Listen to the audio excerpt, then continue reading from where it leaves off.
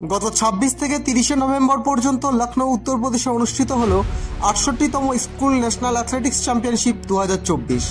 সেখানে বাংলা দলের হয়ে অনূর্ধ্ব 17 বালক ডিসকাস থ্রো ইভেন্টে দ্বিতীয় স্থান অর্থাৎ রৌপ্য পদক অধিকার করল স্বপ্নীল দত্ত। স্বপ্নীল এদিন ছুঁড়েছে 51.16 মিটার।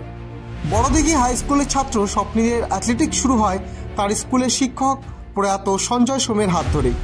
পরবর্তীতে সে জলপাইগুড়ি সাই সেন্টারে যোগ দেয়।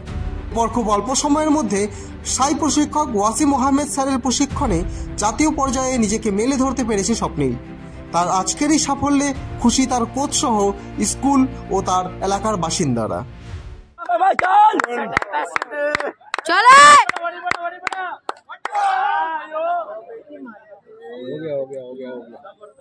আপনারা দেখছেন নর্থ বেঙ্গল সমাচার, উত্তরের বার্তা, সত্যের পথে।